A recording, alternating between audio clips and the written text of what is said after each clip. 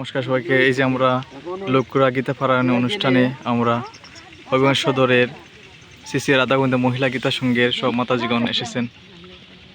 হ্যাঁ, জয় রাধে।